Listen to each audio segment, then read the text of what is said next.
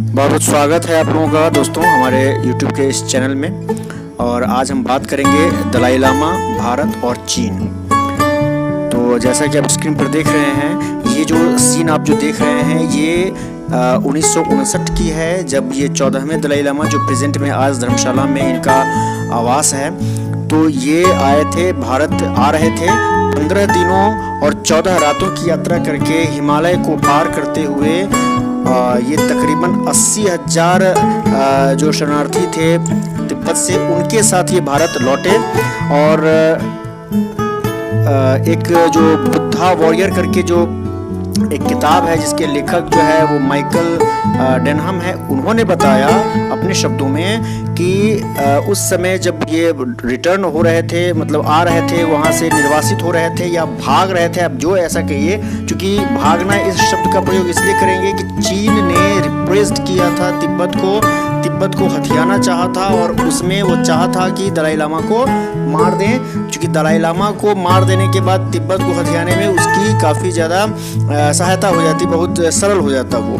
तो उसमें जो है उन्होंने कहा था कि पूरे विश्व जो है वो दलाई लामा की तरफ देख रहा था कि दलाई लामा जो है वो किस तरीके से भारत पहुंच रहे हैं, और क्या वो पहुंचते पहुंचते जीवित भी रह रहे हैं या नहीं। तो उस समय के टाइम मैगजीन में उनका फोटो जो है वो मुख्य पृष्ठ पर आया था और पूरी दुनिया में ये सनसनीखेज खबर बनी थी। और उसके बाद जो है वो उस समय के जो तिब्बत जो फोर्स के जो ऑफिसर रहे हैं, तो उनका एक ये क्ले मैथी करके जो उनका नाम था, उन्होंने भी बताया कि ये जो पूरी घटनाक्रम जो हुई दलाई लामा के साथ, तो उनको और ज़्यादा सशक्त कर दिया।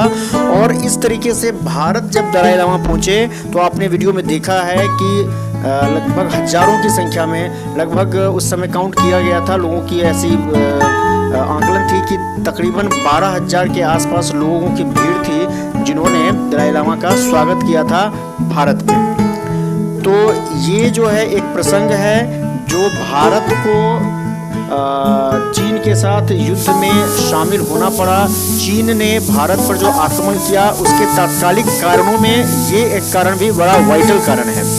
तो ये सारी चीज़ें जो हैं वो हमारी मैं दृष्टिपात करना चाहूँगा इसके ऊपर कि हमारी वैदेशिक नीति जो उस समय की थी वो बिल्कुल भी उपयुक्त नहीं थी, बिल्कुल भी उस समय के हिसाब से नहीं थी। हालांकि हमारी जो गुप्तचर विभाग है उन्होंने तत्कालीन प्रधानमंत्री नेहरू जी को आगाह किया था, रक्षा मंत्री जी को अपनी रिपोर्ट सौंपी थी, बट उन्होंने कभी इस पर विशेष ध्यान नहीं दिया। वो हमेशा गुप्त निरपेक्ष और शांति का जो है बखान करते रहे, गान करते रहे, और नतीजा यह हुआ कि अचानक युद्ध में आना पड़ा और भारत को एक करारी शिकस्त झेलनी पड़ी, एक जबरदस्त हार का सामना करना पड़ा।